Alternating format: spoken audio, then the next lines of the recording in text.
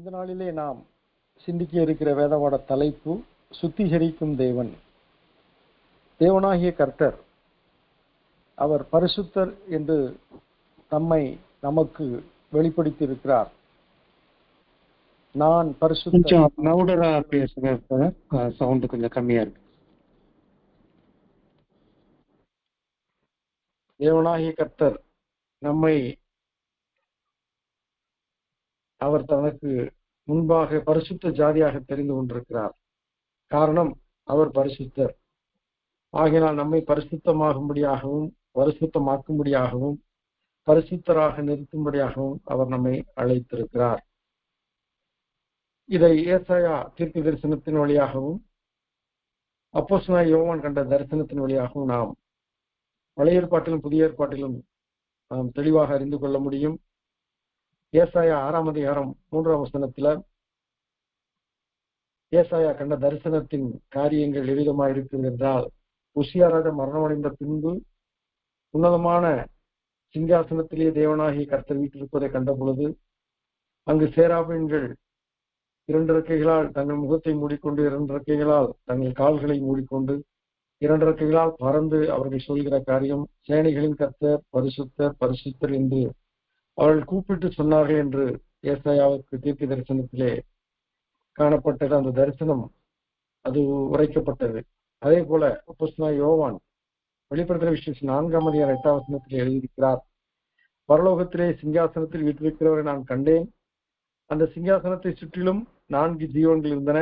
அந்த 4 ஜீவன்கள் ஓயாமல் இரவும் பகலும் சொல்லிக் கொண்டிருந்த காரியம், இருந்தவரும் இருக்கிறவரும் வருகிறவருமாகிய சர்வ வல்லமுள்ள தேவனாகிய கர்த்தர் பரிசுத்தர் பரிசுத்தர் பரிசுத்தர் என்று ஓயாமல் இரவும் பகலும் சொல்லிக் கொண்டது என்று சொல்லப்பட்டிருக்கிறது.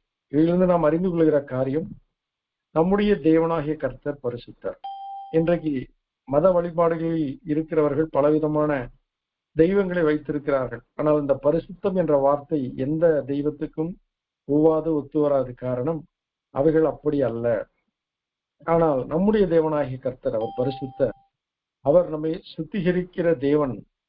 தாம் பரிசுத்தராய் இருக்கிறபடினாலே நம்மையும் அவர் பரிசுத்தராக்குகிறார். அதற்கு தேவையான காரியம், நாம் சுத்திகரிக்கப்படும்படியாக தேவன் கிரியை செய்கிறார். நாம் யோவான் எழுதின நற்செய்தியினுடைய 2ஆம் அதிகாரத்திலே பார்ப்போமானால் 6ஆம் வசனம், யூதர்கள் தங்களை சுத்திகரிக்கும் முறைமையின்படியே ஒவ்வொன்று 2-3 குடம் தண்ணீர் கொள்ளத்தக்க 6 கற்சாடிகள் அங்கே வைத்திருந்தது என்று சொல்லப்பட்டிருக்கிறது. இயேசு கிறிஸ்து கடவுள் மனிதனாக பிறந்து தம்முடைய மகிமையை வெளிப்படுத்தும் போது அவர் சுத்திகரிப்பின் வழியாகவே தன்னுடைய செயலை தொடங்குகிறார் என்று பார்க்கிறோம். சுத்திகரிக்கும்படியாக வைக்கப்பட்ட அந்த 6 கற்சாடிகள், அந்த சுத்திகரிக்கும்படியாக 2-3 குடம் தண்ணீர் கொள்ளத்தக்க 6 கற்சாடிகள் அங்கே வைக்கப்பட்டிருந்தன. அந்த 6 கற்சாடிகளின் அடிப்படை நோக்கம், யூதர்கள் தங்களை சுத்திகரித்துக் கொள்ள வேண்டும். அந்த வீட்டிற்கு வருகிறவர்கள் அவர்கள் சுத்திகரித்துக் கொண்டவர்களாய் இருக்க வேண்டும். விருந்திலே பங்குகளை தங்களை சுத்திகரித்துக் கொள்ள வேண்டும். யூதர்கள் பொதுவாக கைகளை கழுவுவது, சுத்திகரிப்பதில் அதிக கவனம் செலுத்துவார்கள். காரணம், தாங்கள் பரிசுத்த ஜனங்களாக அழைக்கப்பட்டவர் என்பதை அவர்கள் அறிந்திருந்தபடினாலே சுத்திகரிப்பில் அதிக தீவிர கவனம் செலுத்துவார்கள். அதனால்தான் இயேசு சொன்னார், முதலாவது உட்புறத்தை சுத்தமாக்கு, நீங்கள் வெளிப்புறத்தை சுத்தமாக்குகிறீர்கள் என்று சொல்லி அவர்களை பரிசேயர்களையும் நியாயப்பிரமாணங்களையும் வேதபாரங்களையும் அவர் கடிந்து கொள்கிறார். முதலாவது உட்புறத்தை சுத்தமாக்கு என்று சொல்கிறார். இங்கு அவ்விதமாக சுத்திகரிக்கும் அந்த கற்சாடிகளே ஆண்டவர் அந்த தண்ணீரை ஊற்ற சொல்லி அதை எடுத்து கொடுத்த பொழுது அது சுவைமிகு திராட்சரசத்திற்கு மேலான ஒரு சுவையை கொண்டதாக அது காணப்பட்டது. சுத்திகரிப்பு சுவை தருகிறது, சுத்திகரிப்பு சுகம் தருகிறது, சுத்திகரிப்பு நமக்கு மிகப்பெரிய விடுதலையை தருகிறது. தேவன் அதனால்தான் நம்மை சுத்திகரிக்கிறவராய் இருக்கிறார். சுத்திகரிக்கும்படி வைக்கப்பட்ட குடங்களின் தண்ணீர் சுவையான திராட்சரசமானது. அங்கு இருந்த ஐயோ இல்லையே பற்றாக்குறை உண்டாயிற்றே என்ற மிகப்பெரிய சுமை நீங்கி அங்கு சுகம் உண்டானது என்று பார்க்கிறோம். சுத்திகரிப்பினால் இவ்விதமாக சுவையும் சுகமும் நமக்கு கிடைக்கின்றது. நம்முடைய வாழ்க்கையில சுத்திகரிப்பு வரும்பொழுது நம்முடைய வாழ்கிற வாழ்க்கை ஒரு சுவையாயிருக்கும், நம்முடைய வாழ்கிற வாழ்க்கை ஒரு சுகமாயிருக்கும். யோவான் 2ஆம் அதிகாரம் 11ஆம் வசனத்துல இவ்விதமாக இயேசு இந்த முதலாம் அற்புதத்தை கலிலேயாவில் உள்ள கானா ஊரிலே செய்து தம்முடைய மகிமையை வெளிப்படுத்தினார். அவருடைய சீஷர்கள் அவரிடத்தில் விசுவாசம் வைத்தார்கள்.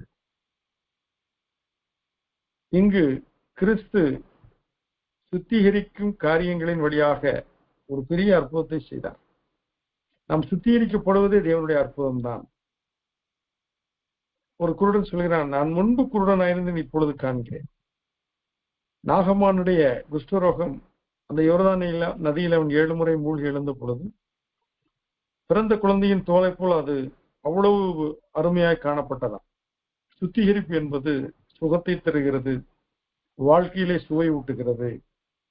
யோவான் 2:12 மரியா யோசேப்பு அவர்கள் பெற்றெடுத்த குமாரர்களோடு இயேசு கிறிஸ்து மரியாளோடு கப்பர்நகூம் சென்று அங்கு தங்கினதை நாம் பார்க்கிறோம். பின்பு அவர் எருசலேமுக்காக பயணப்படுகிறார். அங்கு அவர் போன இடம் தேவ ஆலயம். யோவான் 2:13 முதல் 22 நாம் கவனிப்போமானால், யூதருடைய பஸ்கா பண்டிகை சமீபமாய் இருந்தது. அப்பொழுது இயேசு எருசலேமுக்கு போனார். இந்த பஸ்கா பண்டிகை என்பது தேவன் கொடுத்த நியமனம். எகிப்திலே 430 வருடங்கள் அடிமையாயிருந்த அந்த மக்களுக்கு அவர்களை விடுதலை செய்யும் பொருட்டாக ஆண்டவர் ஒரு அடையாளத்தை, தாய்ச்சன் சங்காரம் இஸ்ரவேலருக்குள்ளாக எபிரேயருக்குள்ளாக வராதபடிக்கு ஆட்டுக்குட்டியை அடித்து அதன் ரத்தத்தை ஈசோப்பினால் நிலைக்கால்களை பூசும்படியாக கட்டளையிட்டார். பின்பு அது நெருப்பினால சுடப்பட்ட அந்த ஆட்டு இறைச்சியை அவர்கள் புளிப்பில்லாத அப்பத்தோடு நின்றவாறு கசப்பான கீரையோடு புசிக்க வேண்டும். இதுதான் பஸ்கா என்று சொல்லப்படுகின்ற ஒரு பண்டிகை. இந்த பண்டிகைக்காக கிறிஸ்து இயேசு பயணப்பட்டு எருசலேம் வருகிறார். அங்கு வந்தால் தேவாலயம் எவ்விதமாய் இருந்தது. தேவாலயத்திலே ஆடுகள், மாடுகள், புறாக்கள் ஆகியவைகளை விற்கிறவர்களையும் காசு இருக்கிறது இயேசு கண்டார். இங்கு தேவாலயத்திலே ஏன் இங்கு ஆடுகளும் மாடுகளும் புறாக்களும் வைக்கப்பட்டதென்றால், இவைகள் ஆண்டவருடைய சமூகத்திலே பாவ நிவாரண பலியாக, குற்ற நிவாரண பலியாக, தகன பலியாக அவைகள் பலியிடப்பட வேண்டும். ரத்தம் சிந்துதல் இல்லாமல் மன்னிப்பு உண்டாகாது என்று நாம் பார்க்கிறபடி, தங்களுடைய குற்ற உணர்விலிருந்து, பாவ உணர்விலிருந்து, பாவ சுமையிலிருந்து மக்கள் விடுதலை அடையும்படியாக பலி செலுத்த வேண்டும் என்ற நிர்பந்தத்தை, நியமனத்தை கர்த்தர் வைத்திருந்தார். ஜனங்கள் தேவாலயத்துக்கு வரும்பொழுது ஆடுகளையும் மாடுகளையும் கொண்டு வருவார்கள். அதை வாங்குவதற்கு திராணியற்றவர்கள் காட்டு புறா குஞ்சுகளை கொண்டு வருவார்கள். இயேசு கிறிஸ்து 8ஆம் நாளிலே அவர் குழந்தையா இருந்த போது விருத்து சிதன செய்ய முடியாது வந்த பொழுது, சுத்திகரிப்பு நாட்களில் நிறைவேறின மரியாள் அவள் புறா குஞ்சுகளை பலியிட்டாள் என்று பார்க்கிறோம். ஒரு பெரிய ஆட்டையோ ஒரு மாட்டையோ அவர்களால் கொண்டு வர இயலாதவர்களுக்கு அவர்கள் மிகவும் எளிமையான வாழ்க்கை வாழ்ந்தவர் என்று பார்க்கிறோம். இங்கு இந்த ஆடுகளும் மாடுகளும் புறாக்களும் விலைக்கு விற்கப்பட்டன. தேவாலயத்தை சுற்றிலும் வெளிப்பிரகாரம் இருக்கும். அந்த வெளிப்பிரகாரங்களில் ஆடுகள், மாடுகள் நிறுத்தி வைக்கப்பட்டிருக்கும். அங்கு இதை கொண்டு வந்தவர்கள் விற்பனை செய்ய தொடங்கினார்கள். இதிலே பரிசேயர்கள் என்பவர்கள், அவர்கள் ஜெபாலயத்துக்கு தலைவராக இருந்தார்கள். தேவாலயத்தின் தலைவராக சதுசேயர்கள் இருந்தார். இவர்கள் கர்த்தருடைய தூதர்கள் இல்லை என்பார்கள், உயிர்த்தெழுதல் இல்லை என்பார்கள். அப்படிப்பட்டவர்கள் அரசியல் சம்பந்தமான எண்ணமுடையவர்களாக இருந்தபடினாலே இந்த பலி செலுத்துகிற காரியத்திலே ஜனங்களை, அவர்கள் கொண்டு வருகிற ஆடு மாடுகளை குறை சொல்லி, நீங்கள் இந்த இடத்திலே போய் வாங்குங்கள், அங்கு வருகிற ஆட்டைத்தான் நாங்கள் பலியிட முடியும் என்று சொல்லி ஒரு நிர்பந்தத்தை ஏற்படுத்தி வியாபாரம் செய்து கொண்டிருந்தார். அவர்கள் தாங்களாய் கொண்டு வருகிறவர்கள் அங்கீகரிக்கப்படவில்லை, ஆனால் விற்கப்படுகிறவர்கள் அங்கீகரிக்கப்பட்டன. காரணம், அவர்கள் அந்த வியாபாரத்தை செய்வதற்கு முகவர்களை வைத்து, வியாபாரிகளை வைத்து, தரகர்களை வைத்து செய்து கொண்டிருந்தார்கள். இதை கண்ட உடனே இயேசு கிறிஸ்துவுக்கு மகா பெரிய ஒரு சினம் உண்டாயிற்று. அவர் கயிற்றினால் ஒரு சவுக்கை உண்டு பண்ணினார். அவர்கள் யாவரையும், ஆடு மாடுகளையும் தேவாலயத்துக்கு புறம்பே துரத்தி விட்டார். ஆதாமும் ஏவாளும் ஏதேன் தோட்டத்திலே பாவம் செய்த பொழுது அவர்கள் பாவிகளாகிவிட்டார்கள். அவர்கள் ஆத்துமா செத்து போயிற்று. பாவம் செய்கிற ஆத்துமா சாகும் என்றபடி பாவத்தின் சம்பளம் மரணம் என்பதை அவர்கள் தண்டனையாக பெற்று, அவர்கள் சரீரத்திலே அவர்கள் இருந்தாலும் ஆத்துமாவோடு மரித்த நிலையில் இருந்தார்கள். இப்பொழுது ஜீவவருட்சத்தின் கனியை புசித்தால் என்றென்றைக்கும் ஆத்தும மரணத்தோடு அவர்கள் வாழ வேண்டிய நிர்பந்தம் உண்டாகும் என்பதற்காக ஜீவவருட்சத்துக்கு போகிற வழியை அவர் சேருபெண்களால் அவர்கள் அடைத்து சுடரொளி பட்டயத்தை வைத்து ஆதாமையும் ஏவாளையும் துரத்தி விட்டார். அவர் சமூகத்தை விட்டு துரத்தி விட்டார். இன்றைக்கு பார்க்கிறபடி தேவாலயத்திலே இருக்கிற வியாபாரிகளையும் பண ஆசையிலே உடையவர்களையும் வியாபாரத்தினால் தேவ நாமத்திற்கு தூசணத்தை கொண்டு வந்த நபர்களையும் அவர் துரத்தினார் என்று சொல்லப்படுகிறது. ஒரு சிலர் சொல்கிறார்கள் அவர் கயிற்றை உண்டுமணி அடித்தார் என்று வேதத்தில் சொல்லப்படுகிறது. துரத்தினார் என்றுதான் சொல்லப்பட்டிருக்கிறது. drove them all out of the temple என்று சொல்லப்பட்டிருக்கு. காசுக்காரருடைய காசுகளை அவர் கொட்டினார். இந்த காசுக்காரருடைய காசுகள் என்றால் என்ன? அன்றைக்கு ரோமாபுரியின் ஆட்சியின் கீழாக இருந்த பொழுது ரோமர்களுடைய பணம் யூதர்களுக்கு என்று அவர்களுக்குரிய என்று பணம் என்று இருந்தது. கிரேக்கர்களுக்குரிய பணம் இருந்தது. நாணயம் மாற்றுதல் பண்ட மாற்றுதல் எல்லாம் இருந்த காலங்கள். அவர்கள் என்ன பண்ணினார்கள்? காசுகளை கொண்டு விற்கவும் வாங்கவும் தொடங்கின. அப்படின்னாலே அந்த காசு விற்பனை வாங்குவது வரி வசூலிப்பது போன்ற காரியங்களே அநீதிகள் தலை துவங்கினால் அவர் அதை சகிக்காதபடி நீதியுள்ள தேவனாக இருந்தபடினாலே காசுக்காரருடைய காசுகளை அவர் கொட்டி பலகைகளை கவிழ்த்து போட்டார்.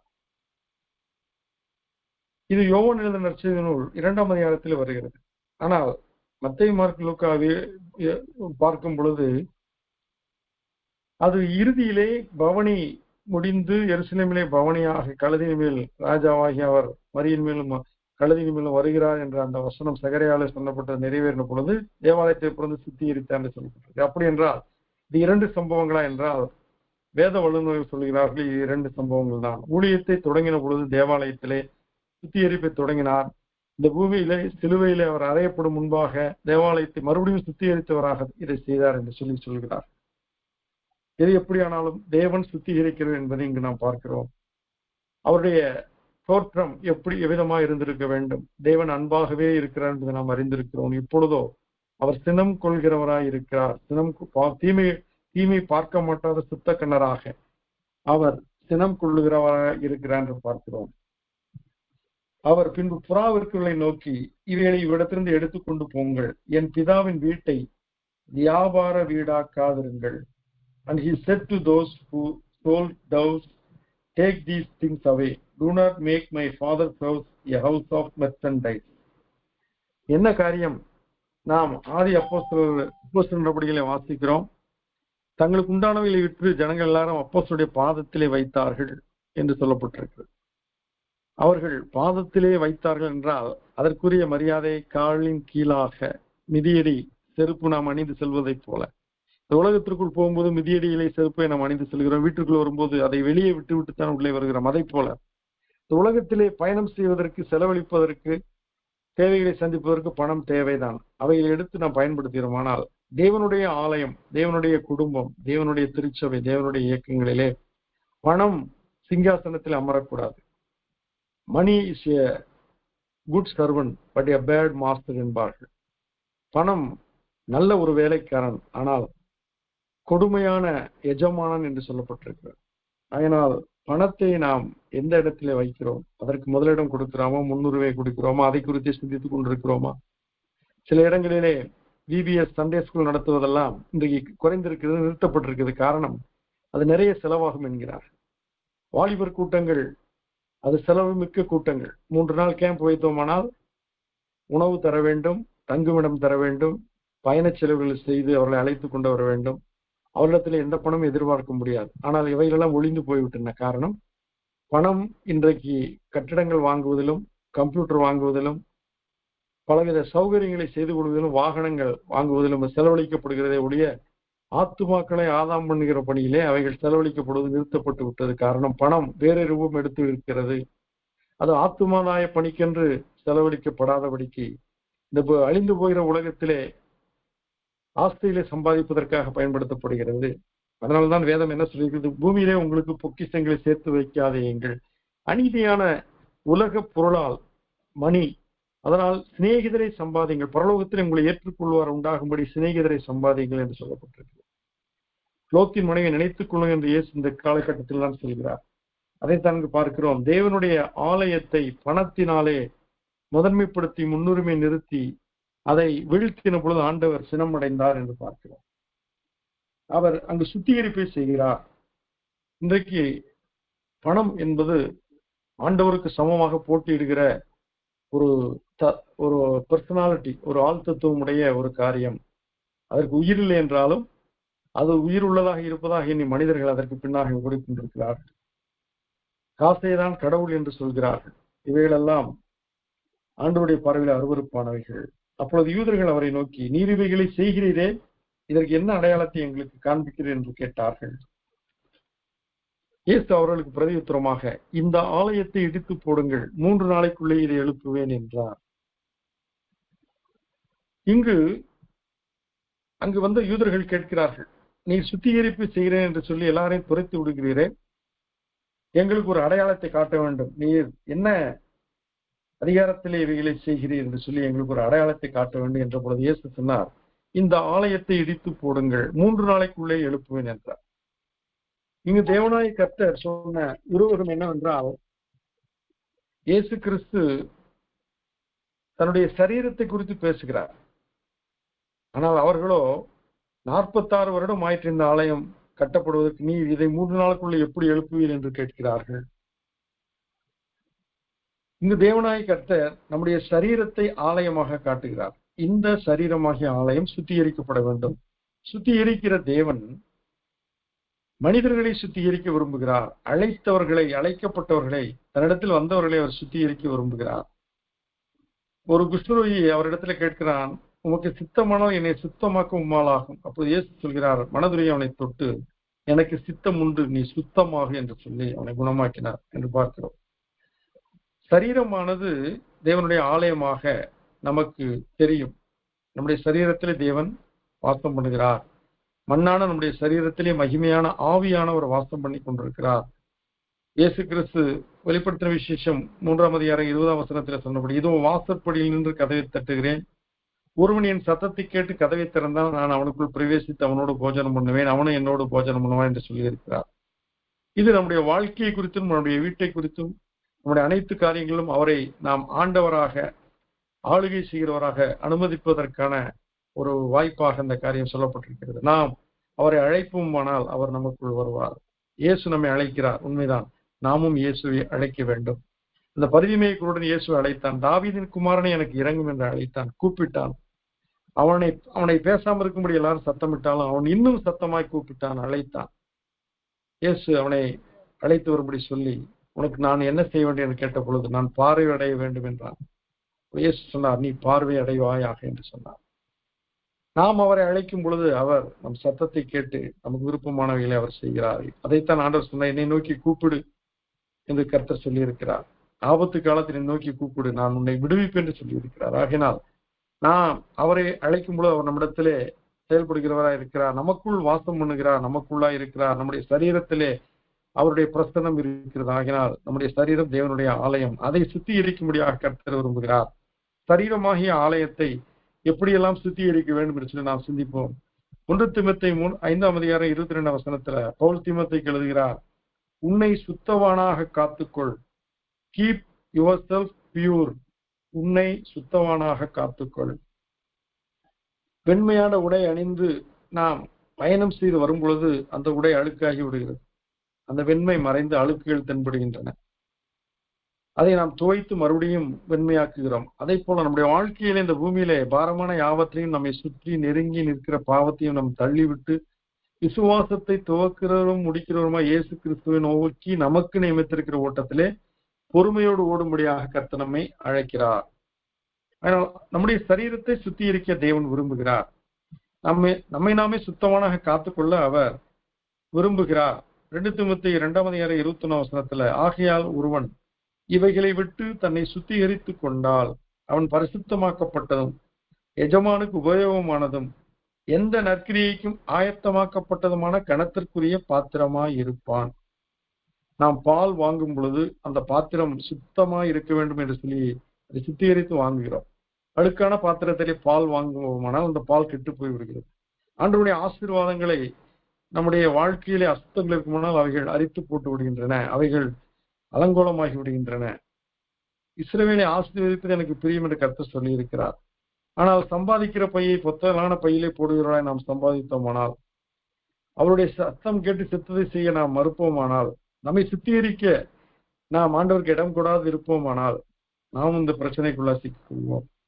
ஆனால் நாம் நம்மை நாமே சுத்திகரித்துக் கொள்வதற்கு ஆண்டவரோடு நாம் பயணப்படும் பொழுது நாம் பரிசுத்தமாக்கப்படுகிறோம். எஜமானுக்கு உபயோகமான பாத்திரமா இருக்கிறோம். எந்த நற்கிரியை செய்வதற்கு ஆயத்தமாக்கப்பட்ட பாத்திரமா, கனத்துக்குரிய பாத்திரமா இருக்கிறோம். என்னென்ன காரியங்கள் என்றால், சுருக்கமாக, அநியாயத்தை விட்டு விலகுதல்.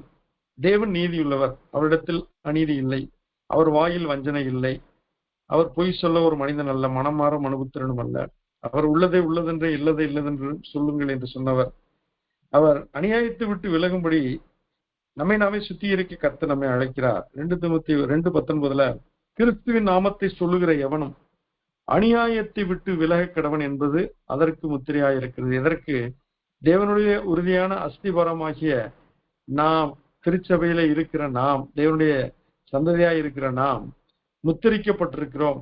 எப்பொழுது? நாம் அநியாயத்துக்கு விட்டு விலகும் பொழுது நாம் முத்திரை பெறுகிறோம். அடுத்ததாக, அவிசுவாசத்தை நீக்குதல். நாம் சுத்திகரிப்பிலே அவிசுவாசம் என்பது அழுக்கு. நம்முடைய ஆவிக்குரிய வாழ்க்கையிலே அழுக்கு இருக்குமானால் அது அவிசுவாசம். கிறிஸ்துவை விசுவாசிக்க வேண்டும். தேவன் உண்டென்றும் தம்மிடத்தில் சேருகிறவருக்கு அவர் பலன் அளிக்கிறார் என்று விசுவாசிக்க வேண்டும். விசுவாசத்தினால் வராத யாவும் பாவம் என்று சொல்லப்பட்டிருக்கிறது. ஆகையினால்தான் அப்போஸ்தலர் 16:31 விதமாய் சொல்லி இருக்கிறது, கர்த்தராகிய இயேசு கிறிஸ்துவை விசுவாசி, அப்பொழுது நீயும் உன் வீட்டாரும் ரட்சிக்கப்படுவீர்கள், மீட்படைவீர்கள் என்று சொல்லப்பட்டிருக்கிறது. முதலாவது, அநியாயத்தை விட்டு விலகுதல் நம்மை சுத்திகரிக்கிற ஒரு காரியம். அவிசுவாசத்தை நீக்குதலும் சுத்திகரிக்கிற காரியம். இயேசு பேதுரு, யாக்கோபு, யோவானோடு மறுரூப மலையிலிருந்து இறங்கின பொழுது மற்ற சீடர்களோடு ஒரு மனிதன் வாக்குவாதம் செய்து கொண்டிருக்கிறான். அவரிடத்திலே கிறிஸ்து போன உடனே அவன் சொல்கிறான், உம்முடைய சீடர்களிடத்திலே என் மகனை நான் பிசாசை துரத்த நான் கேட்டேன். நான் முதலாவது உம்மிடத்தில்தான் வந்தேன். நீர் ஜெபத்திற்காய் போய்விட்டீர். ஆகினால் உம்முடைய சீடரிடத்திலே சொன்னேன், அவர்களால் இந்த அசுத்தாவியை நீக்கி என் மகனை குணமாக்க முடியவில்லை என்று சொல்கிறான். ஊமையான ஆவி பிடித்த என் மகனை உம்மிடத்தில் கொண்டு வந்தேன், உம்முடைய சீடரிடத்தில் கேட்டேன், அவர்களால் அது கூடாமற் போயிற்று என்றான். இப்போது கிறிஸ்து சொல்கிறார், நீ விசுவாசிக்க கூடுமானால் ஆகும், விசுவாசிக்கிறவனுக்கு எல்லாம் கூடும் என்றார். உடனே பிள்ளையின் தகப்பன் வேண்டுகிறான், விசுவாசிக்கிறேன் ஆண்டவரே, என் அவிசுவாசம் நீங்கும்படி உதவி செய்யும் என்று சத்தமிட்டு சொன்னான். இன்றைக்கு நம்முடைய வாழ்க்கையிலே கூட கர்த்தராகிய இயேசுவை விசுவாசிப்பதற்கு பல தடைகள், தடக்கரங்கள் இருக்கின்றன. ஒருவன் காண்பதை விசுவாசிக்க வேண்டியது என்ன, காணாததை விசுவாசிக்கிறவனே பாக்கியவான் என்று தோமாவளத்தில் கர்த்தர் சொன்னார். இன்றைக்கு நாம் கர்த்தரை விசுவாசிக்கிறதில் உறுதியா இருக்க வேண்டும். அவரை விசுவாசிப்பதற்கான தடைகளாக அவிசுவாசம் இருக்குமானால் அவைகளை அகற்ற வேண்டும். அது ஒரு சுத்திகரிப்பு. அப்பொழுது கர்த்தர் ஜனங்கள் கூட்டமாக ஓடி வருகிறதை கண்டு அந்த அசுத்தாவியை நோக்கி சொல்கிறார், ஊமையும் செவிடுமான ஆவியே. அங்க தகப்பன் சொன்னது ஊமையான ஆவி என்று சொன்னான், ஆனால் அது செவிட்டு ஆவி என்பதை கர்த்தர் அறிந்திருந்தார். ஊமையும் செவிடுமான ஆவியே, இவனை விட்டு புறப்பட்டு போ, இனி இவனுக்குள் போகாதே என்று நான் உனக்கு கட்டளையிடுகிறேன் என்று அதை அதட்டினார். அப்பொழுது அது சத்தமிட்டு அவனை மிகவும் அலைக்கழித்து புறப்பட்டு போயிற்று. ஊமையான ஆவி என்று சொல்லப்படுகிறது, இங்கு சத்தமிடுகிறது. கர்த்தரால் வரும் அதிசயம் இது, அற்புதம் இது. தேவன் அவிசுவாசத்தை நீக்கி சுத்திகரிப்பை கட்டளையிடும் பொழுது அங்கு அற்புதங்கள் நடக்கிறது. அநியாயத்தை விட்டு விலகும் பொழுது ஆசீர்வாதங்கள் உண்டாகிறது. அவன் செத்து போனான் என்று அநேகர் சொல்லத்தக்கதாக அவன் செத்தவன் போல கிடந்தான். இயேசு அவன் கையை நீட்டி, இயேசு அவன் கையை பிடித்து அவனை தூக்கினார். உடனே அவன் எழுந்திருந்தான். மார்க்கு 9:28 இயேசு வீட்டில் பிரவேசித்த பொழுது அவருடைய சீஷர்கள் கேட்கிறார்கள், அதை துரத்திவிட எங்களால் ஏன் கூடாமற் போயிற்று என்று அவரிடத்தில் கேட்கிறார்கள். அப்பொழுது அவர் சொல்கிறார், இவ்வகை பிசாசானது ஜெபத்தினாலும் உபவாசத்தினாலுமே என்று மற்ற விதத்தினாலும் புறப்பட்டு போகாது என்றார். 2 முக்கிய காரியங்களை கர்த்தர் சொல்கிறார். ஜெபம் என்பது விசுவாசத்தில் நிறைந்திருக்க வேண்டும். உபவாசம், உப என்றால் நெருக்கமான, வாசம் என்றால் உடன் இருப்பது, நெருக்கமான வாசம் பண்ணுவதல், அதுதான் உபவாசம். அநேகர் பட்டினியா இருப்பதும் தண்ணீர் அருந்தாமல் இருப்பதும் உபவாசம் என்று எண்ணுகிறார்கள். தேவ சமூகத்திலே கொடுமுடியிலே 40 நாட்கள் மோசே இருந்தான். அவன் புசியாமலும் குடியாமல் இருந்தான் என்றால், அவன் புசியாமலும் குடியாமலும் இருக்க சபதம் எடுக்கவில்லை, பொருத்தனை செய்யவில்லை. ஆனால் தேவ சமூகத்தில் இருந்தபோது அவனுக்கு பசி உண்டாகவில்லை, தாகம் உண்டாகவில்லை. அவன் அவிதமாக இருந்தான். காரணம், தேவனோடு நெருக்கமான வாசம் பண்ணுகிறது. அதுதான் உபவாசம் என்று சொல்லப்பட்டிருக்கு. அதுபோல இயேசு கிறிஸ்து 40 நாள் உபவாசம் இருந்தார். பிதாவோடு அவர் இருந்தார், பேசிக் கொண்டிருந்தார். 40 நாள் முடிந்த பின்பு அவருக்கு பசி உண்டாயிற்று என்று சொல்லப்பட்டிருக்கிறது. அங்கு பசி இல்லாத இருந்தார், தாகமற்றவராய் இருந்தார். இந்த உபவாசம் என்பது தேவனோடு நெருக்கமாய் இருக்கிற ஒரு காரியம். இதிலே நெருக்கமாய் இருப்பதற்கு நாம் உணவை தவிர்க்கிறதோ தண்ணீர் அருந்தாமல் இருக்கிறதோ அவைகள் முதன்மையாய் முக்கியமா வரக்கூடாது. அதெல்லாம் பின்னானவைகள். முதன்மையானவைகள் தேவனோடு வாசம் பண்ணுவது. அநேகர் உபவாசம் இருக்கிறேன் என்று சொல்லி பசியாயிருப்பார்கள், பின்பு ரொம்ப கோபப்படுவார்கள், ஆத்திரமடைவார்கள், தாகம் வரும்பொழுது தண்ணீர் குடியாமல் இருப்பார்கள். அதனால நிறைய சரீர உபாதைகளை அவர்கள் சந்திப்பார். தேவன் இவ்விதமாய் சரீரத்தை வருத்தி நம்மை ஆசீர்வதிப்பதை அவர் எதிர்பார்க்கவில்லை. என்னோடு நீ நெருக்கமாய் வாழ்வதற்கு எவைகளெல்லாம் தடைகளாக இருக்குதோ அவைகளை நீக்கி என்று சொல்லும் பொழுது, நாம் தவிர்க்க வேண்டியதை தவிர்த்து நீக்க வேண்டியதை நீக்கி அவரோடு நெருக்கமாய் வாசம் பண்ணும் பொழுது அந்த ஆசீர்வாதம், ஐக்கியம், அந்த பலன் நமக்கு கிடைக்கும். தேவ பலன் நமக்கு கிடைக்கும் பொழுது விசுவாசம் உள்ள ஜெபத்தினாலே இத்தகைய பிசாசுகளை துரத்த முடியும். அதைத்தான் மார்க் 16-17 பார்க்கிறோம். விசுவாசிக்கிறோம் நடக்கும் அடையாளங்கள், என் நாமத்தினாலே பிசாசுகளை துரத்துவார்கள். மட்டுமல்ல, பழைய ஏற்பாட்டில் சொல்லப்படுகிறது, எனக்கு உகந்த உபவாசம் எது? நுகத்தடியிலே உடைப்பது, பசியுள்ளவனுக்கு உன் ஆகாரத்தை பகிர்ந்து கொடுப்பது, வஸ்திரமுள்ளவனுக்கு வஸ்திரத்தை கொடுப்பது, உன் அயலானை சேர்த்துக் கொள்வது, மட்டுமல்ல உன்னோடு உடன் பிறந்தவர்களுக்கு உன்னை ஒழிக்காமல் இருப்பது என்றெல்லாம் சொல்லி கர்த்தர் அது அல்லவா எனக்கு உகந்த உபவாசம் என்கிறார். ஆகையினால் உபவாசம் என்பது பட்டினியாயிருப்பது, தண்ணீர் குடியாமல் இருப்பது என்று நாம் முக்கியப்படுத்த காரியங்களை விட்டுவிட்டு அவரோடு நெருக்கமாய் வாழ்வதற்கான உபவாசம், நெருக்கமான வாசம் என்ற அந்த பொருளை நாம் புரிந்து கொள்ள வேண்டும். மதுரையில கோமதிபுரம் என்ற ஒரு இடம் இருக்கிறது. அங்கே விக்டர் பி லாரன்ஸ் என்ற ஒரு நற்செய்தியாளர் இருந்தார். அவர் இப்பொழுது கர்த்தருடைய சமூகத்திலே அவர் எடுத்துக்கொள்ளப்பட்டிருக்கிறார். அவர் இருந்த பொழுது அந்த புதிய பகுதிக்கு அவர் வந்தார். அவர் எப்பொழுதும் ஜெபம் பண்ணி கொண்டே இருப்பார். அவர் இருந்த வீட்டிற்கு எதிர்த்த பகுதியில ஒரு மரம், அந்த மரத்திற்கு கீழாக குறி சொல்கிற ஆவியுடைய ஒரு மனிதன் நிறைய சம்பாத்தியங்களை செய்து கொண்டிருந்தான். நிறைய வேன்களிலே, ஆட்டோக்களிலே வந்து ஜனங்கள் குறி கேட்டு கொண்டு போவார்கள். ஆனால் இவர் சகோதரர் விக்டர் பி லாரன்ஸ் அவர்கள் ஜெபம் பண்ண என்ன நடந்தது என்றால், அந்த குறி சொல்கிற ஆவி அங்கு நிற்க முடியாமல், அந்த இடத்திலே தங்க முடியாமல் அது போய்விட்டது. நான் மலையேறுகிறேன் என்று சொல்லி போய்விட்டது. அதன் விளைவாக என்னவென்றால், அதை குறி சொல்கிற மனிதன் அந்த இடத்தை விட்டு போய்விட்டான். ஆகையினால் அந்த இடத்திற்கு வருகிற ஜனங்கள் யாரும் இப்பொழுது வருவதில்லை, வாகனங்கள் நிறுத்தப்பட்டு விட்டன, எல்லாம் முடிந்து போயிற்று. ஏன் இதை சொல்கிறேன் என்றால், இயேசு கிறிஸ்து அவர் மிகப்பெரியவர், அவர் சுத்திகரிப்பின் நடுவிலே வாசம் பண்ணுகிறவர், பரிசுத்தத்தின் தேவன், பரிசுத்தத்தின் நடுவிலே வாசம் பண்ணுகிறவர். அவர் யாரெல்லாம் சுத்திகரிக்கிறாரோ அவர்கள் நடுவிலே அவர்கள் உலாவி அவர்கள் தேவனாய் இருக்கிறவர். அப்பொழுது அசுத்தாவைகள் புறப்பட்டு ஓடுகின்றன. மட்டுமல்ல, நாம் சரீரத்தை எவ்விதமாக சுத்திகரித்துக் கொள்ள வேண்டும் என்று யோசித்தோமானால், நாம் முதலாவது நம்முடைய ஆவிக்குரிய வாழ்க்கையிலே சுத்திகரிப்பு அவசியம். அதிலே முதலாவது நமக்கு உணர்வு தேவை. உணர்வு அடைதல் அவசியம். சங்கீதம் 19:12 சங்கீதக்காரன் தாவீது விதமாய் சொல்லியிருக்கிறார், தன் பிழைகளை உணர்கிறவன் யார்? மறைவான குற்றங்களுக்கு என்னை நீங்களாக்கும், துணிகரமான பாவங்களுக்கு உமது அடியேனை விலக்கி காரும், அவைகள் என்னை ஆண்டு கொள்ள ஒட்டாதிரும், அப்பொழுது நான் உத்தமனாகி பெரும் பாதகத்துக்கு நீங்களாயிருப்பேன். நம்மை சுத்திகரித்துக் கொள்வதற்கு இங்கு தேவன் கொடுக்கிற ஆலோசனை, நாம் உணர்வடைய வேண்டும், சென்சிட்டிவாக இருக்க வேண்டும். ரொம்ப ஒரு சிலருக்கு இந்த குஷ்டரோகம் வந்தவர்களுக்கு தொடு உணர்வு மறைந்து போய்விடும். இன்னைக்கு பாவ குஷ்டம் பிடித்தவர்களுக்கு தேவனுடைய தொடுதலை அவர்கள் உணராதிருப்பார்கள். ஆனால் தேவ சமூகத்தை அனுபவிக்கிறவர்கள் அவருடைய பிரசனத்தை உணர முடியும். இன்னைக்கு அநேக வேளைகளிலே நாம் ஜெபிக்கும் பொழுது எவ்விதமாய் ஜெபிக்கிறோம்? ஆண்டவரே, எங்கள் நடுவில் வாரும் ஆண்டவரே, பரிசுத்தாவின் எங்கள் நடுவில் வாரும் ஆண்டவரே, எங்கள் நடுவில் இப்பொழுது வாரும் ஆண்டவர் என்று சொல்லி ஜெபிக்கிறோம். ஆனால் வேதம் என்ன சொல்லி இருக்கிறது? 2-3 பேர் நாமத்தினாலே எங்கே கூடியிருக்க அவர் நடுவில் இருக்கிறேன் என்று சொல்லி இருக்கிறது. மட்டுமல்ல, நான் அவர்களுக்குள் உலாவி அவர்கள் தேவனாய் இருப்பேன், அவர்கள் என் ஜனமாய் இருப்பார் என்று சொல்லப்பட்டிருக்கிறது. இயேசு கிறிஸ்து பிறக்கும் பொழுது இம்மானுவேல் என்று பெயரிடுவாயாக. இம்மானுவேல் என்றால் தேவன் நம்மோடு இருக்கிறார் என்ற அர்த்தம். ஆண்டவர் சொன்னார், சகல நாட்கள் உங்களுடனே இருக்கிறேன் என்கிறார். இங்கு காரியம் என்ன? நாம் முழங்கால் படியும் பொழுது, ஜெபிக்கும் பொழுது அவருடைய பிரசனத்தை உணர்வதற்கான உணர்ச்சி நமக்கு குறைந்திருக்கிறபடினால பலவிதமான அலைச்சல்கள், அலுப்புகள், அங்கலாய்ப்புகளினாலே நாம் சோர்ந்தவர்களாய், இலக்கரித்து போனவர்களாய், விடாய்த்து போனவர்களாய், விசுவாசத்தில் குறைவுபட்டவர்களாய் இருக்கும் பொழுது ஆண்டவருடைய சமூகத்தை உணர்கிற அந்த உணர்வு குறைவாயிருக்கு. அது இல்லாமல் கூட இருக்கலாம். அப்பொழுது நாம் கேட்கிறோம், ஆண்டவரே எங்கே போனீர்?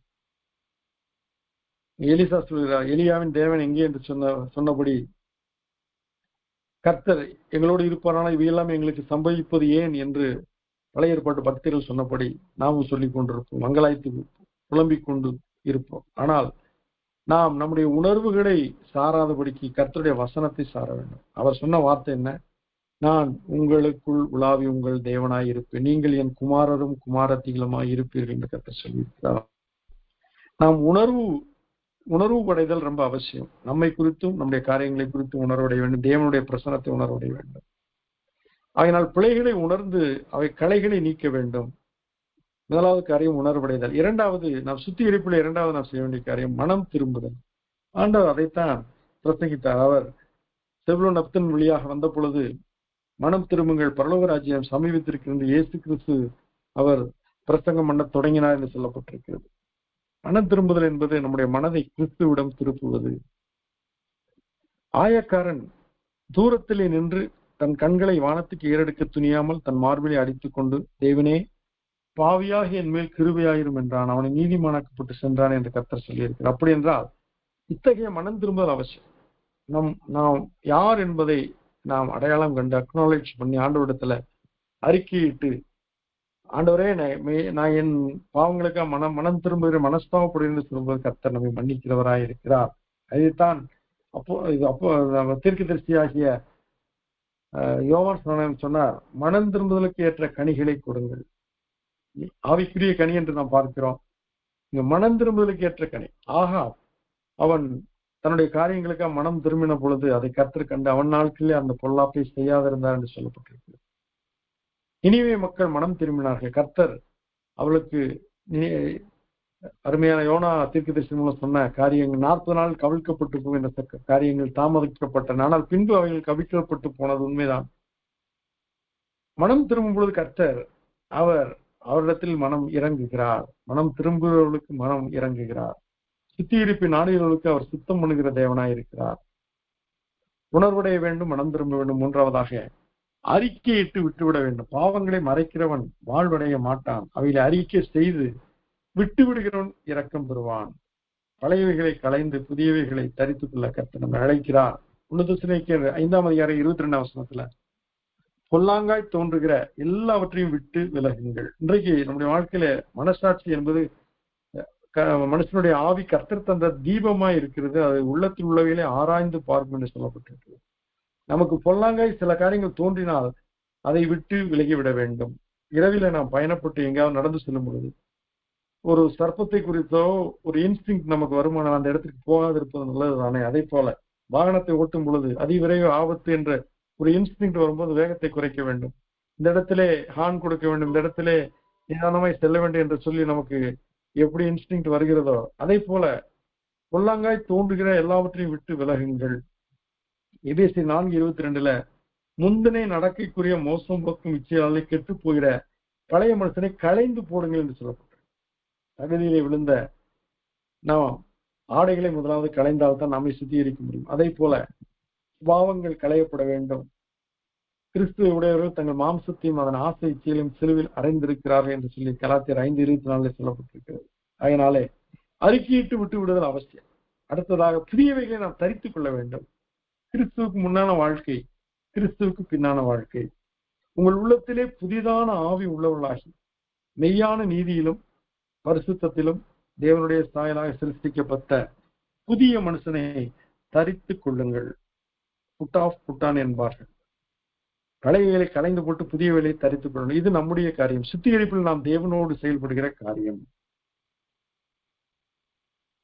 கடைசியாக இந்த சுத்திகரிப்பில் நாம் செய்ய வேண்டியது ஆண்டவரோடு இணைந்து செய்ய வேண்டியது பரிசுத்தவான்களுக்கு ஏற்றபடி வாழ வேண்டும். எபேசியர் 5:3 பரிசுத்தவான்களுக்கு ஏற்றபடி வேசித்தனமும் மற்றெந்த அசுத்தமும் பொருள் ஆசையும் ஆகியவைகளின் பேர் முதலாக உங்களுக்குள்ளே சொல்லப்படவும் கூடாது என்று சொல்லப்பட்டது. விதமான ஒரு சுத்திகரிக்கப்பட்ட வாழ்க்கை நாம் வாழும் பொழுது கிறிஸ்துவுக்கு பின்னான நம்முடைய வாழ்க்கை எவ்விதமா இருக்கும் என்று சொல்லி நாம் எபேசியர் நிறுவம் 1 அதிகாரத்தில் பார்ப்போம்னா அற்புதமான வார்த்தைகள். 1ஆம் அதிகாரம் 14ஆம் வசனத்துல அவருக்கு சொந்தமானவர்கள் அவருடைய மகிமைக்கு புகழ்ச்சியாக மீட்கப்படுவார்கள் என்பதற்கு ஆவியானவர் நம்முடைய சுதந்திரத்தின் அச்சாரமாய் இருக்கிறார். நாம் தேவனுடைய மகிமைக்கு புகழ்ச்சியாக இருக்கும்படி அவருக்கு சொந்தமாகி விடுகிறோம். நாமே ஆண்டவருடைய சமூகத்திலே தாழ்த்தி அவர் நம்மை சுத்திகரிப்பதற்கு நம்ம தாழ்த்தும் பொழுது அவர் நம்மை சுத்திகரிக்கிறார். நாம் அவருக்கு சொந்தமாகி விடுகிறோம். அவருடைய நாமத்தின் மேல் விசுவாசம் உள்ளவர்களாய் அவரை ஏற்றுக்கொண்ட எத்தனை பேர்களோ அத்தனை பேர்களும் தேவனுடைய பிள்ளைகளாகும்படி அவர்களுக்கு அதிகாரம் கொடுத்தார். அந்த அதிகாரம் நம்ம கையிலே வருகிறது. அதனுடைய பிரிவிலேஜ், அதனுடைய சிறப்புகள், பாக்கியங்கள் என்ன? எபேசியர் 1ஆம் அதிகாரம் 1 வசனத்துல இயேசு கிறிஸ்துவுக்குள் நாம் விசுவாசிகள் என்ற ஸ்தானத்தை பெறுகிறோம். 3ஆம் வசனத்துல இயேசு கிறிஸ்துவுக்குள் உன்னதங்களிலே ஆவிக்குரிய சகல ஆசீர்வாதத்தினாலும் அவர் நம்மை ஆசீர்வதிக்கும்படியாய் நாம் தேவனுடைய சுத்திகரிப்புக்குள்ள கடந்து வருகிறோம். 4ஆம் வசனத்துல தமக்கு முன்பாக நாம் அன்பில் பரிசுத்தமுள்ளவர்களும் குற்றமில்லாதவர்களுமாய் இருப்பதற்கு அவர் உலகத் தோற்றத்துக்கு முன்னே கிறிஸ்துவுக்குள் நம்மை தெரிந்து கொண்டபடி நாம் தெரிந்து கொள்ளப்பட்டவர்களாய் மாறிவிடுகிறோம். 7ஆம் வசனத்துல இயேசுடைய ரத்தத்தினாலே பாவ மன்னிப்பாகிய மீட்பு இவருக்குள் நமக்கு உண்டாயிருக்கிறது. நமக்கு சால்வேஷன் என்பது அது என்ஹான்ஸ் ஆகி கொண்டிருக்கிறது. அது உருவானது மட்டுமல்ல, அது உருமாற்றம் பெற்று நாம் முழுமையாய் மீட்கப்பட்டவன்ற ஒரு நிலைப்பாட்டிலே இருக்கிறோம். 9ஆம் வசனத்துல கிறிஸ்துவுக்குள் சகலமும் கூட்டப்படும் அந்த நிலையிலே நாமும் கூட்டப்படுகிறோம். 12ஆம் வசனம் நாம் கிறிஸ்துவுக்குள் அவருடைய சுதந்திரம், இன்ஹெரிட்டன்ஸ் என்று சொல்லப்பட்டிருக்கிறது. 13ஆம் வசனத்துல பரிசுத்த ஆவியால் அவருக்குள் நாம் முத்திரை போடப்பட்டவர்கள், அவருக்கு என்று பிரித்தெடுக்கப்பட்டவர்கள். இவ்வளவு பாக்கியங்கள் நாம் சுத்திகரிக்கப்படும் போது கிடைக்கின்றன. தேவனோ இரக்கத்தில் ஐஸ்வர்யம் உள்ளவராய் நம்மில் அன்பு கூர்ந்து தம்முடைய மிகுந்த அன்பினாலே அக்கிரமங்களில் மரித்தவளாய் இருந்த நம்மை கிறிஸ்துவுடனே கூட உயிர்ப்பித்தார். கிருபையினாலே விசுவாசத்தை கொண்டு ரட்சிக்கப்பட்டீர்கள். இது உங்களால் உண்டானது அல்ல, இது தேவனுடைய ஈவு. ரட்சிப்பு என்பது தேவனுடைய ஈவு. அதில் நாம் செய்ய வேண்டிய காரியம், அவர் விசுவாசத்தை நமக்குள் தொடக்கும் பொழுது அந்த விசுவாசத்தை பற்றி கொள்ள வேண்டும். எரிகோ பட்டணம் அழிக்கப்படும் முன்பாக அந்த ராகாப் என்ற வேஷ்டி அந்த சிவப்பு நூலை தொங்கவிட்டால் அந்த விசுவாசம் அவளை ரட்சித்தது. அவள் என்ற அளவிற்கும் அவள் இஸ்ரவேலின் நடுவிலே கூடியிருக்கிறார் என்று சொல்லப்பட்டிருக்கிறது. அது எப்படி அவள் வாழ்க்கை தவறான காரியம், ஆனால் சுத்திகரிப்புக்குள்ள அவள் கடந்து வந்தாள். சிவப்பு நூலை அவள் தொங்கவிட்டது இயேசு கிறிஸ்துவின் ரத்தம் நமக்காக வைக்கப்பட்டது போல. அந்த எகிப்துல இஸ்ரவேலருடைய வீடுகளில் நிலைக்கால்களில் ஆட்டுக்குட்டியின் ரத்தம் தெளிக்கப்பட்டது போல அந்த சிவப்பு நூல் கிறிஸ்துவின் ரத்தத்துக்கு அடையாளமாக இருக்கிறது. ஆகையால் தேவனுடைய ஈவு கிடைக்கிறது. அதனால்தான் இயேசு கிறிஸ்து பரிசேயர்களையும் நியாய விசாரிப்புக்காரர்களையும் பார்த்து சொன்னார், ஆயக்காரும் விபச்சாரக்காரும் தேவனுடைய ராஜ்யத்திலே ஆபிரகாம், ஈசாக்கு, யாக்கோபு என்பவருடைய பந்தி இருப்பதை காணும்போது உங்களுக்கு பற்கடிப்பு உண்டாகும் என்று சொல்கிறார். இவர்களெல்லாம் எப்படி வந்தார்கள் என்றால் அவர்கள் விசுவாசத்தினால் அவர்கள் சுத்திகரிக்கப்பட்டவர்களாய் வந்தவர்கள். நமக்கு நாமே சுத்திகரிப்பை ஏற்படுத்திக் கொள்வதல்ல, அவருக்கு கீழ்ப்படிதலின் வாயிலாக நாம் சுத்திகரிக்கிற காரியம். இந்த சுத்திகரிப்பின் சுதந்திரம் என்ன என்று பார்த்தோமானால் ரோமர் 8ஆம் அதிகாரம் 30ஆம் வசனம் விதமாய் சொல்லி இருக்கிறது. எவர்களை முன் குறித்தாரோ அவர்களை அழைத்தும் இருக்கிறார், எவர்களை அழைத்தாரோ அவர்களை நீதிமான்களாக்கியும் இருக்கிறார், எவர்களை நீதிமான்களாக்கினாரோ அவர்களை மகிமைப்படுத்தியும் இருக்கிறார். சுத்திகரிக்கப்படுகிற மக்கள் அழைக்கப்பட்டவர்கள், முன்குறிக்கப்பட்டவர்கள், அழைக்கப்பட்டவர்கள், நீதிமான்களாக்கப்பட்டவர்கள், மகிமைப்படுத்தப்பட்டவர்கள். இவ்வளவு ஸ்தானம் கொடுக்கப்படுகிறது. சுத்திகரிக்கிற தேவன் நமக்கு ஒரு ஸ்டேட்டஸை கொடுக்கிறார். நாம் நிலக்கரியா இருந்தோம், இப்பொழுது அது தீட்டப்பட்டு வைரக்கல்லாய் மாறுகிறது. மண்ணிலே சகதிக்குள்ளாக நாம் கிடந்தோம், நம்மை பிரித்தெடுத்து அவர் தங்கமாக உருவாக்குகிறார். அதே போல நாம் சுத்திகரிக்கப்பட்ட பின்பு யோபு சொல்கிறார், நான் சுத்திகரிக்கப்பட்ட பின்பு, நான் சோதனைக்கு உட்பட்ட பின்பு நான் சுத்த பொன்னாக விளங்குவேன் என்று சொல்கிறார். நாம் சுத்திகரிக்கப்படுவதற்கான வழிகள் இயேசு கிறிஸ்துவின் ரத்தம் நம்மை சுத்திகரிக்கிறது. நம்மை சுத்திகரிக்கிற தேவன் இயேசு கிறிஸ்துவின் ரத்தத்தின் வழியாக மட்டுமே நம்மை சுத்திகரிக்கிறார். கழுவப்படுதல் என்பது அதுதான், சுத்திகரிக்கப்படுதல் என்பது அதுதான். 1 யோவான் 1ஆம் அதிகாரம் 9ஆம் வசனம், நம்முடைய பாவங்களை நாம் அறிக்கையிட்டால் பாவங்களை நமக்கு மன்னித்து எல்லா அநியாயத்தையும் நீக்கி நம்மை சுத்திகரிப்பதற்கு அவர் உண்மையும் நீதியும் உள்ளவராய் இருக்கிறார். அவர் உண்மையுள்ளவர், மன்னிப்பதிலே அவர் உண்மையுள்ளவர், சுத்திகரிப்பதிலே நீதியுள்ளவர். நம்முடைய மீது நிமித்தம் அவர் காயப்பட்டார், நம்முடைய அக்கிரம நிமித்தம் அவர் நொறுக்கப்பட்டார், நமக்கு சமாதானத்தை உண்டு கொண்டும் ஆக்கினை அவர் மேல் வந்தது. அவருடைய தழும்புகளால் நாம் குணமாகிறோம். அதுதான் தேவனுடைய நீதி. நமக்காக மரணத்தை அவர் சந்தித்தார். நாம் மரணத்திலிருந்து ஜீவனுக்குள் வரும்படி அவர் மரணத்தை சந்தித்தார். நாம் அசுத்தங்களிலிருந்து பரிசுத்தமாக்கும்படி அவர் நமக்காய் பாவமானார். நாம் சாபத்திலிருந்து விடுதலையாகி ஆசீர்வாதமாய் இருக்கும்படி அவர் நமக்காய் சாபமானார்.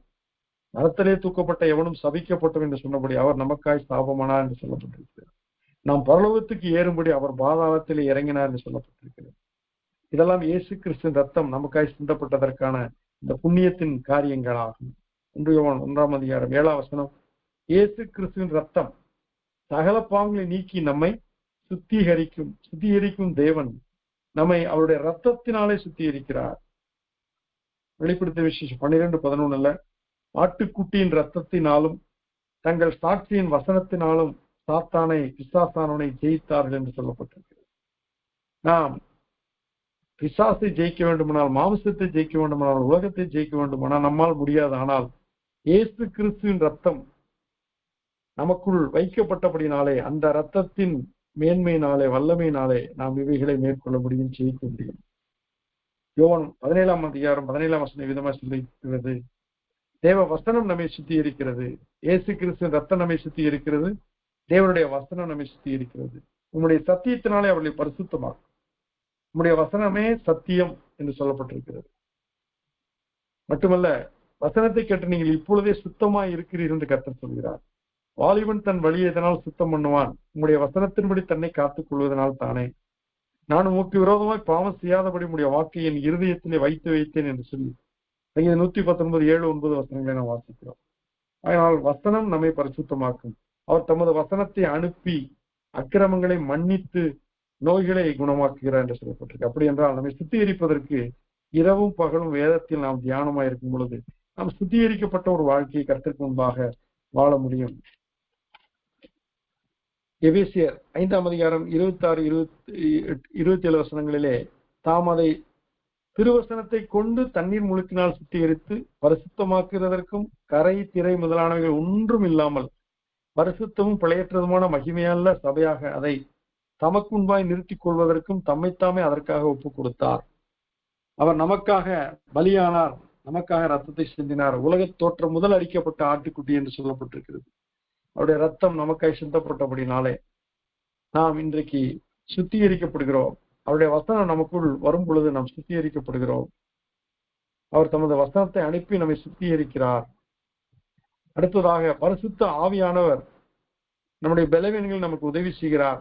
அவர் நம்மை சுத்திகரிக்கிறவராயிருக்கிறார், நம்மை பரிசுத்தப்படுத்துகிறவராயிருக்கிறார். ரோமர் 8:26-27 அதைத்தான் நாம் வாசிக்கிறோம். ஆவியானவரும் நமது பலவீனங்களில் நமக்கு உதவி செய்கிறார். தேவனுடைய சித்தத்தின்படி பரிசுத்தவான்களுக்கு அவர் வேண்டுதல் செய்கிறார் என்று சொல்லப்பட்டிருக்கிறது. எபிரேயர் 2:11 பிதாவாகிய தேவன் அவர் பரிசுத்தம் செய்கிறவரும் பரிசுத்தம் செய்யப்படுவர்களாகி யாவரும் ஒருவராலே உண்டாயிருக்கிறார்கள் என்று சொல்லப்பட்டிருக்கு. பிதாவாகிய தேவன், குமாரனாய தேவன், பரிசுத்த ஆவியாகிய தேவன் நம்மை சுத்திகரிக்கிற தேவனாய் இருக்கிறார். ஆகினால் நாம் செய்ய வேண்டிய காரியம் என்ன? 1 யோவான் 3:2-3 பிரியமானவர்களே, இப்பொழுது தேவனுடைய பிள்ளைகளாய் இருக்கிறோம், இனி எவ்விதமாய் இருப்போம் என்று இன்னும் வெளிப்படவில்லை. இப்பொழுது நாம் தேவனுடைய பிள்ளைகளாய் இருக்கிறோம், அதிலே ஒரு மாற்றம் இல்லை. ஆகிலும் அவர் வெளிப்படும் போது அவர் இருக்கிற வண்ணமாகவே நாம் அவரை தரிசிப்பதினால் அவருக்கு ஒப்பாய் இருப்போம் என்று அறிந்திருக்கிறோம். we shall be like him. எவ்வளவு பெரிய ஸ்லாக்கியம் பாருங்க.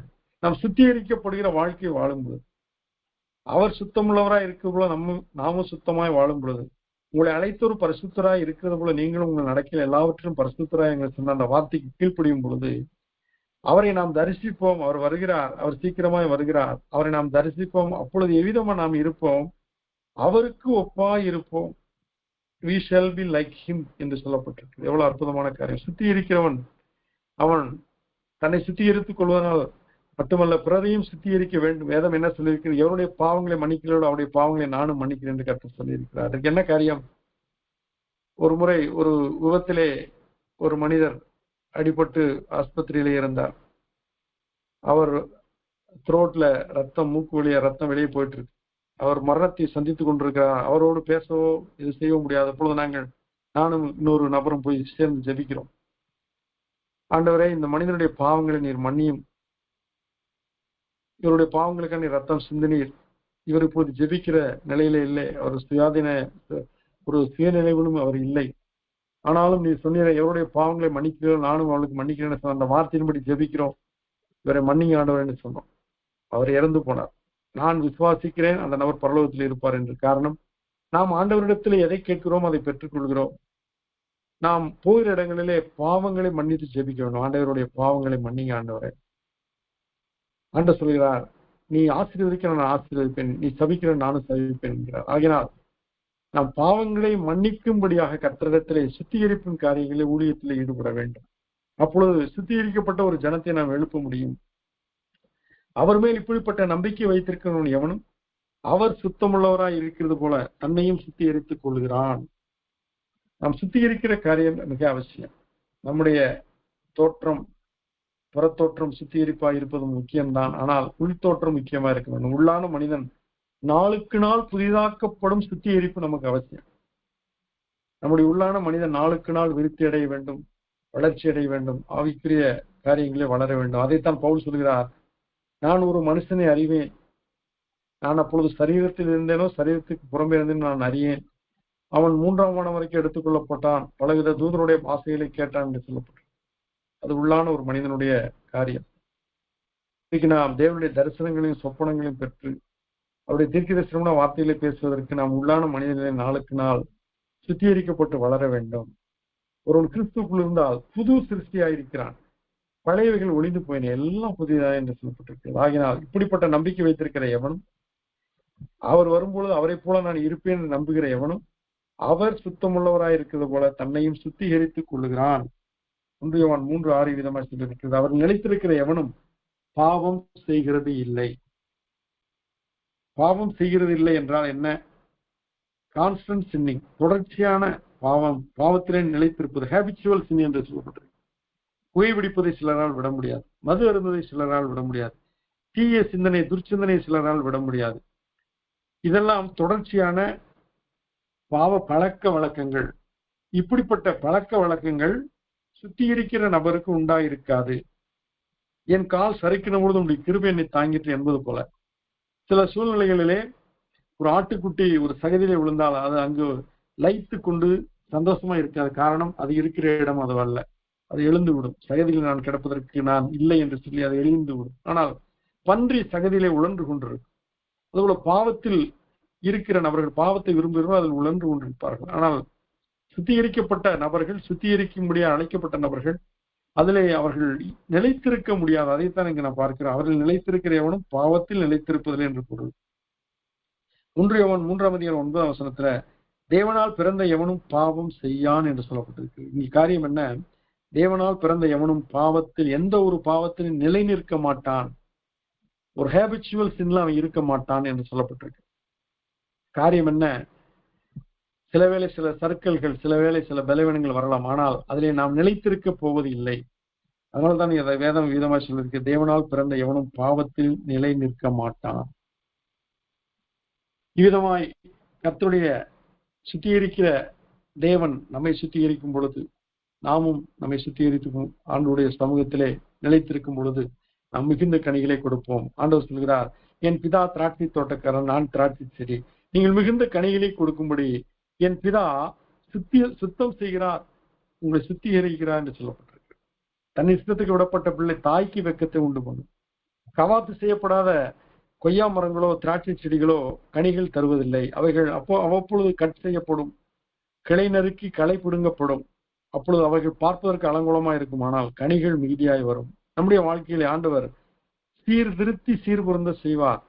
அப்பொழுது நமக்கு இக்காலத்து பாடுகள் இனிவரும் மகிமைக்கு ஒப்பானவைகள் அல்ல என்று சொல்லி நாம் அந்த சுத்திகரிப்பிலே நம்மை அர்ப்பணிக்க வேண்டும்.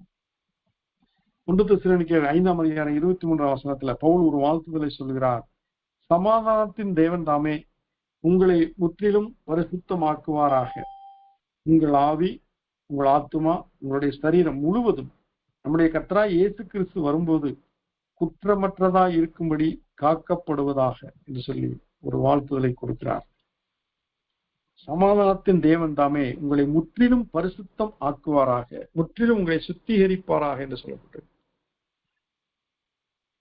ஒரு பாடல் உண்டு, சுத்தம் விரும்பும் சுத்த ஜோதியே, விரும்பா அசுத்தம் யாவும் போக்குமே, பாவி நீச பாவி நாணையா, தேவா இரக்கம் செய்ய மாட்டீரோ, பரிசுத்த கூட்டம் நடுவில் ஜொலித்திடும் சுத்த ஜோதியே, அரூபியே இவ்வேளையில் அடியார் நெஞ்சம் வாரீரோ என்ற அருமையான ஒரு பாடல். அந்த பாடல்கள் எல்லாம் இன்றைக்கு மறுபடியும் திரும்ப பாடப்பட வேண்டும். காரணம், அவையெல்லாம் வேத வசனத்தின் அடிப்படையிலே கர்த்தருடைய பரிசுத்தவான்கள் எழுதினவைகள்.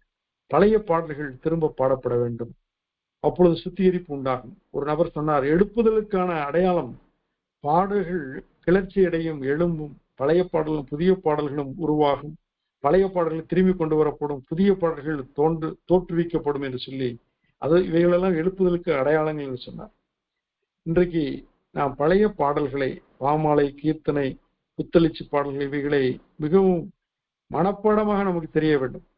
புத்தகங்களை புரட்டி கொண்டு பாடுவதை பார்க்கலாம். கண்களை மூடினால் அந்த பாடல்கள் நமக்கு லைஃபோடு பாடப்பட வேண்டும். சுத்திகரிப்பிலே ஆராதனை முக்கியம் இடம் வருகிறது. நாம் ஆராதனை செய்யும்போது நாம் சுத்திகரிக்கப்படுகிறோம். வேதத்தை வாசிக்கும் போது சுத்திகரிக்கப்படுகிறோம். நாம் அவருக்கு கீழ்ப்படியும் போது சுத்திகரிக்கப்படுகிறோம். நாம் ஊழியத்தில் ஈடுபடும் போது கர்த்தர் நம்மை சுத்திகரிக்கிறார்.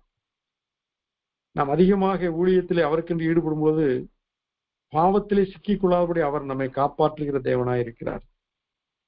ஆகையினால் இந்த சுத்திகரிப்பின் தேவனை நாம் சேவிக்கிறோம். நம்முடைய வாழ்க்கையிலே சுத்திகரிப்பு அவசியம். நம்முடைய வீடுகளிலே சுத்தம் அவசியம். குறிப்பாக கழிப்பறைகள் சுத்தமாய் வைக்கப்பட்டிருக்க வேண்டும். நம்முடைய வீடுகளில் முற்றங்கள் சுத்திகரிக்கப்பட வேண்டும். நம்முடைய தமிழ் கலாச்சாரம் என்றவென்றால் வாசல் முற்றிலும் கூட்டப்பட்டு தண்ணீர் தெளிக்கப்பட்டு கோலமிடப்படுகிற தமிழ் மரபிலே வளர்ந்தவர்கள் நாம். ஆனால் கிறிஸ்தவ வீடுகளை எளிதில் நாம் அடையாளம் கண்டுபிடிக்கலாம். எப்படி என்றால், அங்கு கோலம் போடப்பட்டிருக்காது. கோலம் போடுதல் கிறிஸ்தவம் அல்ல என்று சொல்லி நாம் முடிவு செய்திருக்கிறோம். ஆனால் அன்றைக்கு வாலிப பிள்ளைகளுக்கு இவைகள் அரிசி மாவை அவர்கள் கோலம் போடுவார்கள். எறும்புகள் ஒன்று சாப்பிட்டு போகும், அது ஒரு புண்ணியமாக கருதினார்கள். இவைகளை நாம் பின்பற்ற வேண்டும் நான் சொல்லவில்லை. எல்லாவற்றிலும் சுத்திகரிப்பு அதிகமாக இருக்க வேண்டும். வேதம் என்ன சொல்லி இருக்கிறது? நான் அவர்களையும் அவர்கள் மேட்டின் சுற்றுப்புறங்களையும் ஆசீர்வதிப்பேன், ஆசீர்வாதமான மழையை பெய்ய பண்ணுவேன் என்று கர்த்தர் சொல்கிறார். மழை எதற்கு பெய்யப்படுகிறது? நாம் செழிப்பாய் வாழ்வதற்கு மட்டுமல்ல, நாம் சுத்திகரிக்கப்படும். சுத்திகரிப்பை விரும்புகிற தேவனுக்கு முன்பாக நாம் சுத்திகரிக்கப்பட்ட ஜனங்களாக, சுத்திகரிப்பை ஒவ்வொரு நாளும் செய்து கொண்டிருக்கிற ஜனங்களாக, சுத்திகரிப்பை மற்றவர்களுக்கும் நாம் அறிமுகப்படுத்தி கிறிஸ்துவின் ரத்தத்தினாலே, பரிசுத்தாவின் வல்லமையினாலே, தேவ வசனத்தினாலே அவர்களும் சுத்திகரிப்பை பெற்றுக் கொள்ளும்படியாக ஒரு பரிசுத்த ஜாதி என்று அழைக்கப்படுகிற ஒரு கூட்டத்தை நாம் தேவனுக்கு முன்பாக நிறுத்தும்படி சுத்திகரிப்பின் தேவன் நம்மை அழைக்கிறார். கர்த்தர் நம்மை முற்றிலும் பரிசுத்தமாக்குவாராக. சமாதானத்தின் தேவன் தாமே உங்களை முற்றிலும் பரிசுத்தமாக்குவாராக. உங்கள் ஆவி, ஆத்துமா, சரீரம் முழுவதும் நம்முடைய கர்த்தராய் இயேசு கிறிஸ்து வரும்போது குற்றமற்றதாய் இருக்கும்படி காக்கப்படுவதாக. இத்துடன் வேத பாடம் நிறைவுற்றது.